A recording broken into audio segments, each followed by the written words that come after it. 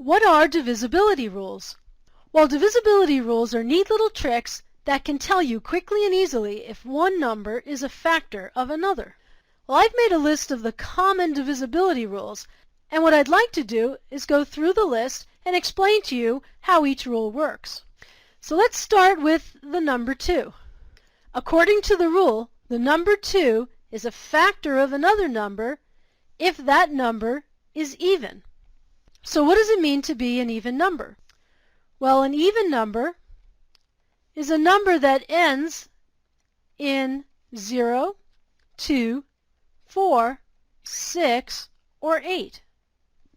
So an example of an even number would be 146 or 2038. The cool thing about even numbers is that the only digit that actually needs to be even is the very last digit. So for example, in 146, all that mattered was that the 6 was even. And in 2038, all that mattered was that the 8 was even. So that means that you can have a number that has all odd digits except for the very last one. So that means a number like 911756 is going to be an even number because the last digit is even. It doesn't matter that all the other digits before it are odd. All that matters is the last digit.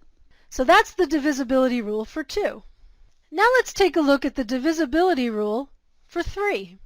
3 is a factor of a number, or we can say a number is divisible by 3 if the sum of the digits is a multiple of 3. So let's look at an example. Let's take the number 2451. Now the digits are 2, 4, 5, and 1. Let's add the digits together. 2 plus 4 plus 5 plus 1. 2 plus 4 is 6, 5 plus 1 is 6, and 6 plus 6 is 12. So the sum of the digits is 12.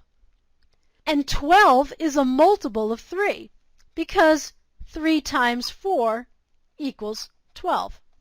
So the sum of the digits equals a multiple of 3. So that means that this number is also a multiple of 3. So now let's move on to the rule for 4. The divisibility rule says that the last two digits must form a number that is a multiple of 4. Well, let's think of a multiple of 4. A multiple of 4 would be the number 16. So that means that any number that ends in 16 has to be a multiple of 4. So that means the number 216 is a multiple of 4. It also means that this number is a multiple of 4. 1,500,316. All that matters is that the two digits at the end of the number is a multiple of 4. So other multiples of 4 would be 20, 24, 28, 32, and so on. If the last two digits of a number are any of these numbers, and the multiples that I haven't listed, the entire number is divisible by 4. So let's move on to the number 5. The rule for 5 says that the number must end with 0 or 5. Well, that's a pretty simple rule. That means a number like 75 would be divisible by 5, or a number like 230 would be divisible by 5. So now let's look at the divisibility rule for 6. In order for a number to be divisible by 6, the number itself must be divisible by 2 and 3. So to be divisible by 6, we're looking for an even number. That's the rule for 2. And it has to be an even number whose digits add to a multiple of 3. So let's look at the number 7,014. Well, we know it's an even number because it ends in a 4. Now if we add the digits together, we get 7 plus 0 plus 1 plus 4. 7 plus 1 is 8, 8 plus 4 is 12, and 12 is a multiple of 3. So since this number passes the test for 2 and the test for 3, the number must also be a multiple of 6. Now let's look at the divisibility rule for 8. The rule is that the last 3 digits must form a number that is a multiple of 8. Well, this rule is only helpful when you have a very large number.